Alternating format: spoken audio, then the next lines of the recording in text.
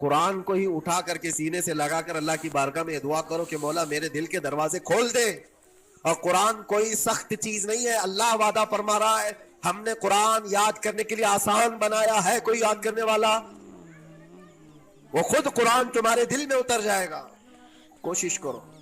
دل کی بیماری کی 2 علامتیں میں نے بتایا. اگر بیمار دل ہے تو زیادہ یہاں بیٹھ نہیں سکتا اور زیادہ دیر قرآن پڑھ نہیں پاتا. تیسری بات فرماتے ہیں کہ تیسری علامت یہ ہے کہ ہمارا دل اگر سخت ہو چکا ہے تو جیب میں پیسے ہوں گے لیکن کوئی مانگ رہا ہوگا اللہ کے نام پر, دینے کی طبیعت نہیں ہوتی, دینے کی طبیعت نہیں کرتی. اور یہ چیز ہاتھ اٹھانے کو تمہارا دل نہیں کرتا تو سمجھ جاؤ کہ دل بیمار ہے.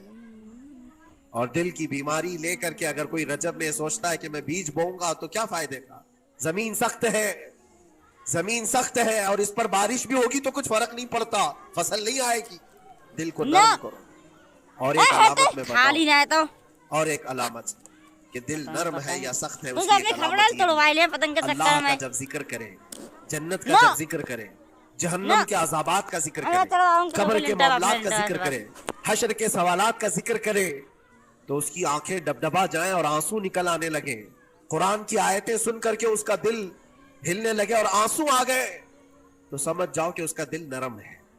ابھی اس کا دل بیمار نہیں ہوا, ابھی اس کا دل بیمار نہیں ہوا. لیکن یہاں تو پوزیشن الگ ہے, سچویشن الگ ہے. ہم تو پتہ نہیں کن کن چیزوں میں رو لیتے ہیں لیکن اللہ کا کلام سنتے ہوئے کسی کے کان پر جوں بھی نہیں رینگتی. لوگ تو گانوں پر تھرکنے والے اور نغموں پر اچھل کود کرنے والے وجد کی بات کرتے ہیں لیکن اللہ کا کلام پڑھنے پر کوئی کسی کو وجد کیوں نہیں آتا؟ یہ ایمان کی علامت ہے. قرآن میں اللہ نے فرمایا وَإِذَا تُلِيَتْ عَلَيْهِمْ آيَاتُهُ زَادَتْهُمْ ایمانا. جب اللہ کی آیتیں ان پر تلاوت کی جاتی ہیں مومنین پر, ان کا ایمان بڑھ جاتا ہے. کیا آپ امام کے پیچھے قرات سن کر کے اپنے دل میں ہلچل محسوس کرتے ہیں؟ سننے کی طبیعت کرتی ہے. بلکہ ادھر نماز پڑھ کر کے جانے کے بعد آدھے گھنٹے کے بعد پوچھے آج پہلی رکعت میں کیا پڑھا تھا, دوسری رکعت میں کیا پڑھا, آپ کو پتہ ہی نہیں رہتا. یاد ہی نہیں امام صاحب کیا پڑھ رہے تھے, میں تو دکان کا حساب کتاب کر رہا تھا, کیا خبر ہے کہ انہوں نے کیا پڑھا. تو قرآن کو توجہ سے پڑھے ہوتے تو تمہارے دل میں بھی وہ باتیں اثر کر رہی ہوتی. میرے عزیزوں, کتنے ایسے لوگ ہیں جو صرف اور صرف قرآن پاک کی تلاوت کی وجہ سے دلوں کو نرم کر دیا گیا ہے. میں اسی بات پر آج فوکس کر کے ختم کر دوں گا. رجب المرجب بیج بونے کا موسم ہے تو دل کے نرمی کے ساتھ ہی بیج بو, کیونکہ یہ زمین ہے تمہاری, اور زمین نرم نہ ہو تو کتنی بھی نیکیاں کرو کیا فائدے کی. دل سخت ہے, گناہوں سے لبریز ہے, اور دل کو نرم کرنے کا علاج 2 چیزیں بتائی گئی, کریں گے انشاءاللہ.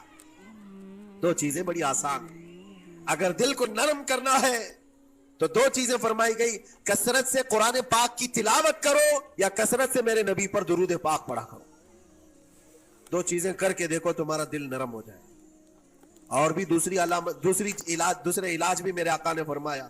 ایک صحابی آئے تھے, انہوں نے عرض کیا یا رسول اللہ صلی اللہ علیہ وسلم, لوگ آپ کے پیچھے نماز پڑھتے ہیں تو زاروں قطار رونے لگتے ہیں, جب آپ دعا کرتے ہیں تو وہ دھاڑے مار کر کے روتے ہیں, میں کبھی رو نہیں پاتا, میرا رونا نہیں آتا, میں بھی قرآن سنتا ہوں. میں اللہ کے نبی صلی اللہ علیہ وسلم ارشاد فرماتے ہیں کہ رجب کے مہینے کی فضیلت ایسی ہے جیسے قرآن کی فضیلت دوسری کتابوں پر ہے. دوسری کتابوں میں جس طرح سے افضل قرآن ہے اس طرح سے رجب المرجب تمام مہینوں میں افضل ہے. اور نبی کریم صلی اللہ تعالی علیہ وسلم اس میں عبادت کرنے کے لیے ترغیب دیا کرتے تھے. اس کو ترجیب بھی کہا جاتا ہے. اور خاص طور پر رجب کے متعلق بزرگان دین نے فرمایا یہ فصل بونے کا مہینہ ہے. کھیتی باڑی والے سمجھ سکتے ہیں کہ اس میں بھی 3 موسم آتے ہیں. پہلے بیج کی بوائی کا وقت آتا ہے, پھر اس کی سینچائی کا وقت آتا ہے, پھر کٹائی کا وقت آتا ہے. تو رجب کا مہینہ یہ فصل بونے کا مہینہ ہے نیکیوں کے, اور شعبان کا مہینہ اسے پانی دینے کا ہے, اور رمضان کا مہینہ فصل کاٹنے کا مہینہ ہے. اور رجب کا مہینہ آتے ہی اللہ کے نبی صلی اللہ تعالی علیہ وسلم یہ دعا فرمایا کرتے تھے, اللہم بارک لنا فی رجب و شعبان و بلغنا رمضان. سب کو یہ دعا بھی کرنی چاہیے. حضور اکرم صلی